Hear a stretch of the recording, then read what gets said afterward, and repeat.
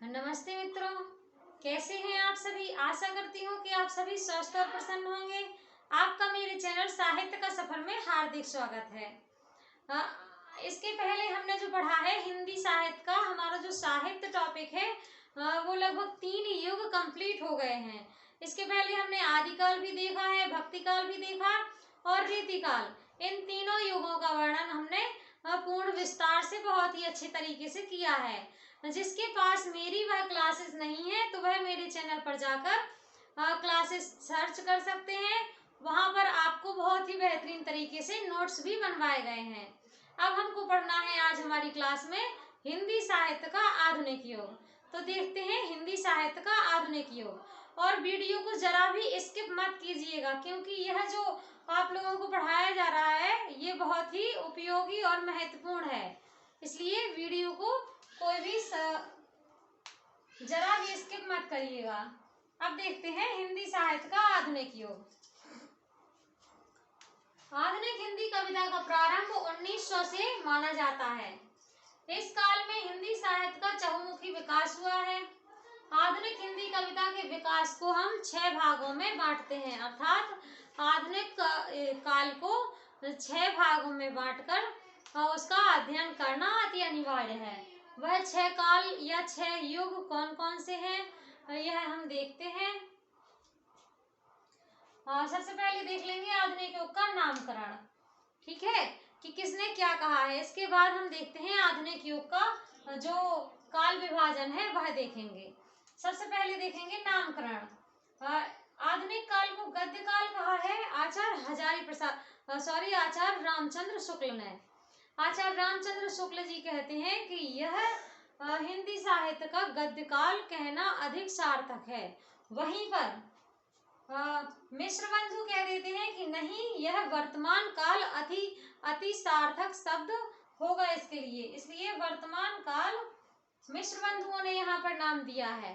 तो आपको याद रखना है, गद्य काल कहा है आचार्य रामचंद्र शुक्ल ने और मिश्र बंधुओं ने कहा है इसी आधुनिक युग को वर्तमान काल। अब हम देखेंगे कि आधुनिक युग किसने कहा है, क्योंकि इसको सभी आधुनिक युग कहते हैं तो ये भी तो किसी ने कहा होगा। तो आधुनिक काल कहा है डॉक्टर राम कुमार वर्मा और गणपति चंद्र गुप्त। आपका यदि प्रश्न आता है कि आधुनिक काल किसने कहा है, तो आपको यदि ऑप्शन में ये दोनों नाम तो दिए नहीं जाएंगे, या तो गणपति चंद्र गुप्त दिया जाएगा या फिर राम कुमार वर्मा। तो राम कुमार वर्मा आपका अधिक सार्थक है, इसलिए आपको राम कुमार वर्मा ही लगा कर आना है। अब हम देखते हैं इसका काल विभाजन। सभी लोग बहुत ही अच्छी तरीके से देखिएगा, क्योंकि यहाँ से आपके अधिकतर प्रश्न यहीं से बनते हैं, इसलिए यह काल विभाजन आप लोगों को बहुत अच्छे से याद होना चाहिए। पहला युग है भारतेंदु युग, 1850 से 1900 ईस्वी। दूसरा है द्विवेदी युग, 1900 से 1920 ईस्वी। तीसरा है छायावाद युग, 1920 से 1936 ईस्वी। अगला प्रगतिवादी युग, 1936 से 1943। प्रयोगवाद 1943 से 1950 ईस्वी। इसके बाद आती है आपकी नई कविता, तो इसमें 1950 से अब तक का जो युग है उसको रखा गया है। इस प्रकार से हमने देखा कि आधुनिक काल का 6 भागों में काल विभाजन हमने देख लिया है। अब हमको इस काल विभाजन को विस्तार से पढ़ना है। सबसे पहले देखना है हमको आधुनिक युग। तो आज की क्लास में हम विशेष रूप से देखेंगे आपका आधुनिक युग का भारतेंदु युग, कि भारतेंदु जी की क्या भूमिका रही है इस युग में और किस कारण से इस युग का जो नाम है वह इनके नाम के आधार पर पड़ा है। अर्थात ये इनका इतना महान व्यक्तित्व था कि इनके नाम के आधार पर इस युग का नाम रखना अधिक सार्थक सिद्ध होता है। तो अब हम देखेंगे आधुनिक युग का भारतेंदु युग। भारतेंदु युग में देखिएगा, सबसे पहले हमको देखना है भारतेंदु युग की विशेषताएं, क्योंकि कोई भी युग को पढ़ने से पहले, कोई भी काल को पढ़ने से पहले उसकी विशेषताओं पर अधिक ध्यान देना सार्थक सिद्ध होता है।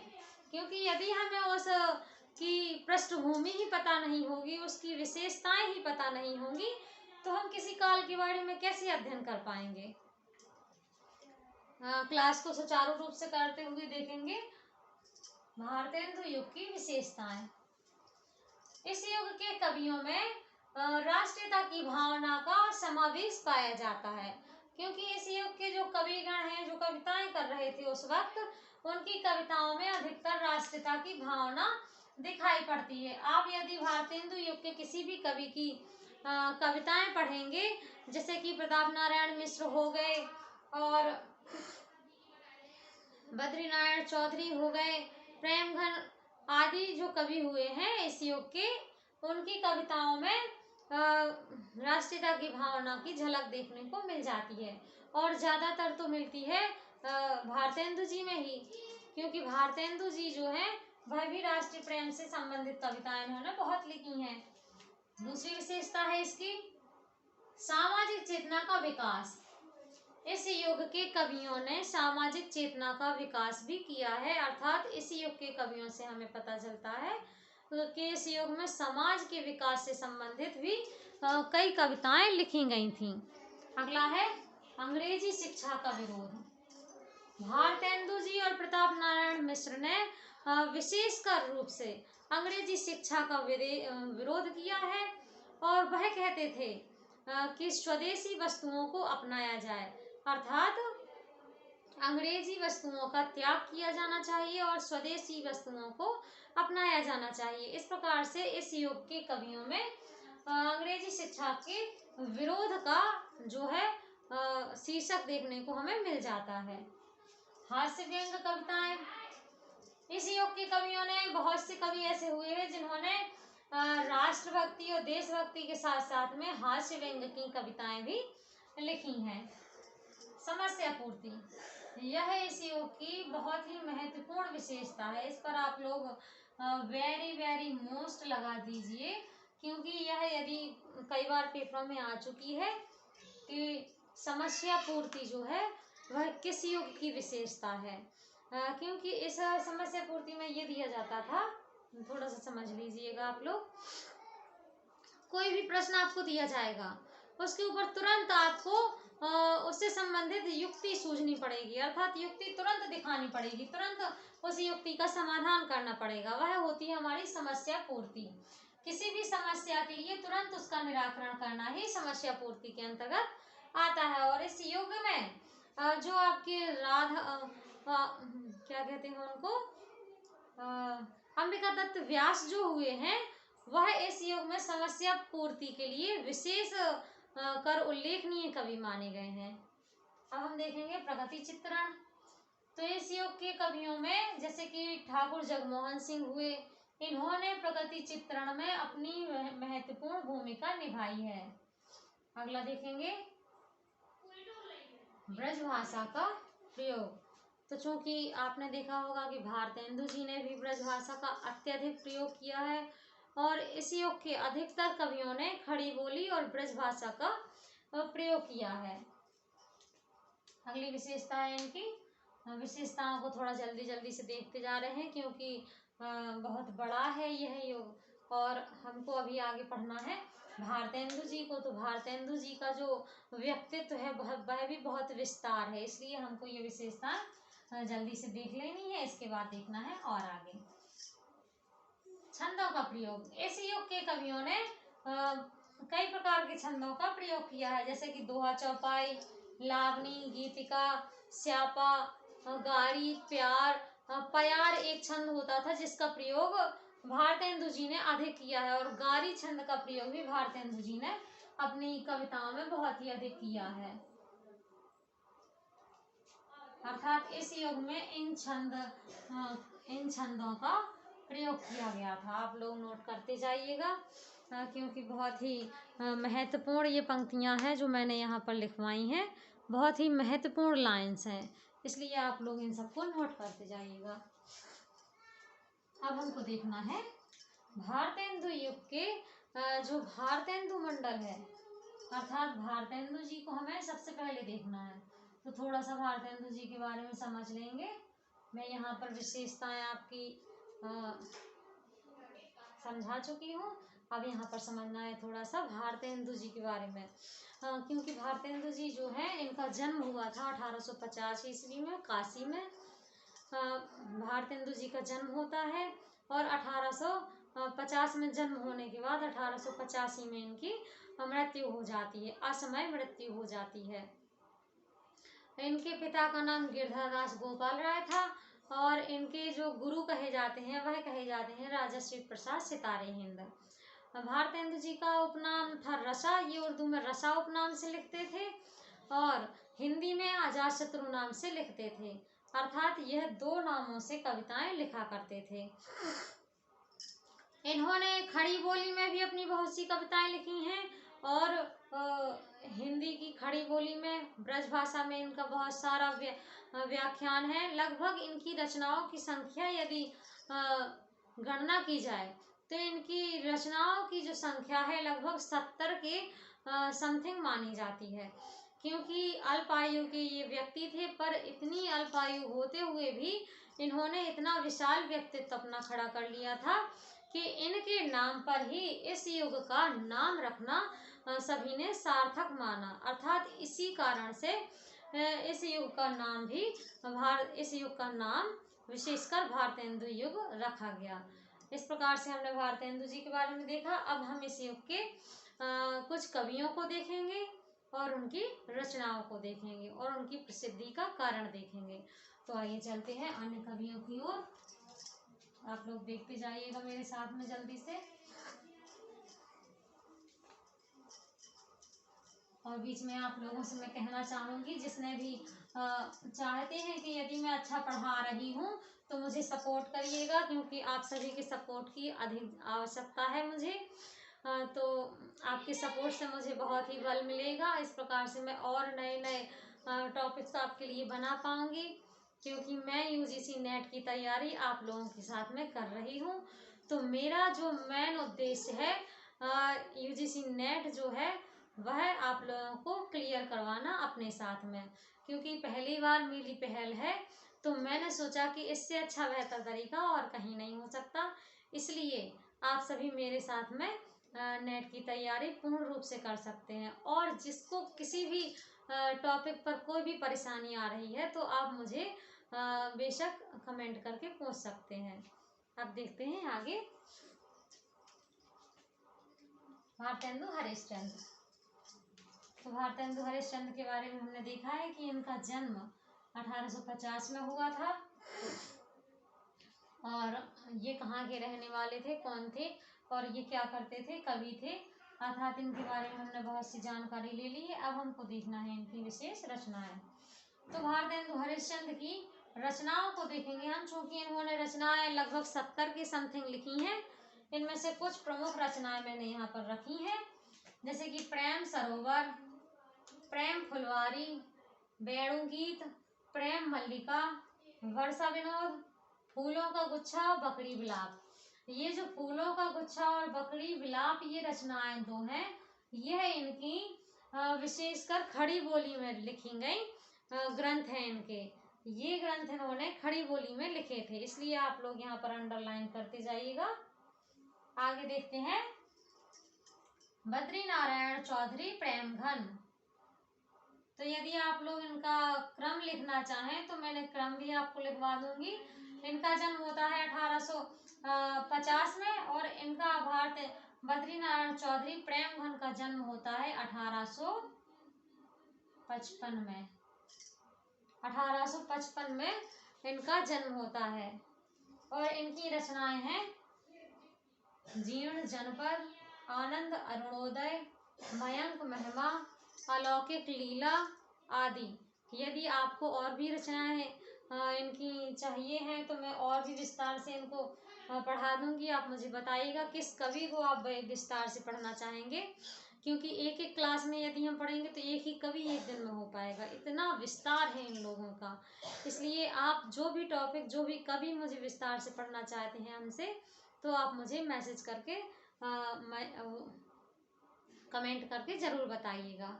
अब हम देखेंगे प्रताप नारायण मिश्र। प्रताप नारायण मिश्र का जन्म होता है 1856। 1856 में इनका जन्म होता है। और प्रताप नारायण का जन्म 1856 में कानपुर में होता है। इन्होंने ब्राह्मण नाम की एक पत्रिका निकाली थी। उसमें ये जब बहुत दिनों तक इनका जो है पत्रिका के माध्यम से ये हर जानकारी देते हैं सबको, पर जब इनका जो है पैसा नहीं मिलता है तो उस पत्रिका में यह एक पंक्ति भी निकालते हैं, बहुत दिन बीते जजमान अब तो करो दक्षिणादान। यह पेपर में कई बार पूछा गया है, इसलिए यह पंक्ति मैंने आप लोगों को बताना अधिक सार्थक समझा है। अब इनकी रचनाओं को देखेंगे। जो महत्वपूर्ण रचनाएं इनकी कई बार पेपरों में पूछी जा चुकी हैं। याद रखिएगा मित्रों, मैं यहाँ पर आपको वही रचनाएं बताती हूँ कवियों की जो पेपरों में अधिकतर पूछी जाती हैं, क्योंकि जो मोटा मोटा यहाँ पर ऊपर ऊपर का जो सार होता है वही मैं आपको ज़्यादा अच्छे से समझाना जरूरी समझती हूँ, क्योंकि आपको वो पढ़ना है जो जरूरी है। अनावश्यक हमको ज़्यादा ग्रंथ नहीं बनाने हैं, क्योंकि हमको इतना विस्तार से यदि पढ़ेंगे तो यहाँ से पढ़ेंगे यहाँ से निकलते जाएगा। इसलिए हमको जो सार्थक है वही पढ़ाई करनी है, अर्थात कहते हैं कि स्मार्ट पढ़ाई करनी है। अब हम देखेंगे प्रताप नारायण मिश्र। इनकी रचनाएं प्रेम पुष्पावली, मन की लहर, लोकोक्ति शतक, श्रृंगार विलास, यह इनकी प्रमुख रचनाएं हैं जो कई बार पेपरों में पूछी जा चुकी हैं। और इनके समाचार पत्र का मैंने नाम आपको बताया था, ब्राह्मण पत्र है इनका, ब्राह्मण नाम की पत्रिका इन्होंने निकाली थी। अब हम देखेंगे इस युग के जो है प्रकृति चित्रण में अनुपम छाप छोड़ने वाले कवि जगमोहन सिंह। जगमोहन सिंह का जन्म होता है 1857 ईस्वी में। इनके जन्म भी देखिएगा आप लोग कितने क्रम से मैंने लगा रखे हैं। आप लोगों को इतने क्रम से जन्म की ट्रिक नहीं मिली होगी कहीं पर। यहाँ पर मैंने उनके जन्म भी इतनी क्रम से इनको पढ़ा रही हूँ कि एक एक कवि का जन्म कब हुआ था कितने क्रम से मिलता जा रहा है। जगमोहन सिंह का जन्म होता है 1857 में। यह प्रकृति चित्रण में भारतेंदु युग में प्रकृति चित्रण में अनुपम देन रखने वाले अर्थात योगदान देने वाले प्रमुख कवि हैं। इनकी रचनाओं को हमें देखना है। प्रेम संपत्ति लता, देवयानी, श्यामा सरोजनी आदि। अब हमको देखना है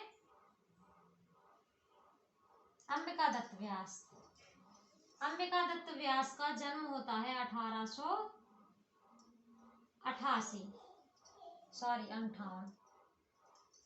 यहाँ पर एकदम से वो उसका मुझे याद आ गया था, 1858। अंबिका दत्त व्यास का जन्म है 1858। ये और इनको समस्या पूर्ति के लिए प्रमुख कवि माना जाता है, क्योंकि यह उस युग में समस्या पूर्ति में अनुपम कवि माने जाते थे। इनको कोई भी समस्या दी जाती थी, इनको जैसे कि एक समस्या दी गई थी, चिरजीवी रहो रानी विक्टोरिया से संबंधित समस्या, जिसका निराकरण इन्होंने कुछ ही पल में कर दिया था। अर्थात यह इतने प्रबल और प्रखर बुद्धि रखने वाले कवि हैं जो समस्या पूर्ति मिलते ही तुरंत उसका निराकरण कर देते थे। इनकी रचनाएं हैं भारत धर्म, हो होरी, गो संकट, सुकवि, सतसई आदि। अब हम देखते हैं राधाचरण गोस्वामी। अगले कवि हैं राधाचरण गोस्वामी। इस युग के राधाचरण गोस्वामी का जन्म है 1859 ईस्वी। राधाचरण गोस्वामी का जन्म 1859 ईस्वी है। और इन्होंने क्या कहते हैं कि भारतेंदु जी से यह बहुत ही प्रभावित थे, इसलिए इन्होंने भारतेंदु नामक एक पत्र निकाला था।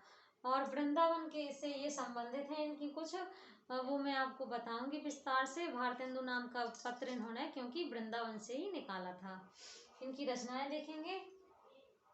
प्रमुख रचनाएं हैं इनकी, कुछ ही रचनाएं मुझे मिली हैं, यदि आप लोगों को शायद इतनी भी ना मिली हो, यदि मिली हो तो मुझे बताइएगा जरूर, क्योंकि इनकी रचनाएं मुझे कम ही मिली हैं। एक तो है नव भक्तमाल और दूसरी है शिशिर सुषमा। एक और रचना इनकी मैंने पढ़ी थी विधवा विलाप। यदि आप लोग चाहें तो नोट कर सकते हैं। इस प्रकार से इस युग के कवियों को आज हमने देखा है। इस भारतेंदु युग में किस कवि में आपको क्या परेशानी आ रही है, आप मुझे कमेंट करके ज़रूर बताइएगा। इससे बेहतर तरीके से मैं आपको और समझाने का प्रयास करूँगी। अर्थात आज के लिए इतना ही। आप सभी से निवेदन है कि जिन लोगों ने मेरी चैनल को सब्सक्राइब नहीं किया है वह मेरी चैनल को कृपया करके सब्सक्राइब कर लें, क्योंकि मेरी क्लासेस यहाँ प्रतिदिन लगाई जाती हैं और इतना महत्वपूर्ण डाटा आपको कहीं नहीं मिलेगा यूट्यूब पर। इतनी लगन और मेहनत से पढ़ाना है। यदि आप लोगों को पढ़ना है तो आप मेरे साथ नोट्स तैयार कर सकते हैं। आज के लिए इतना ही। धन्यवाद। जय हिंद, जय भारत।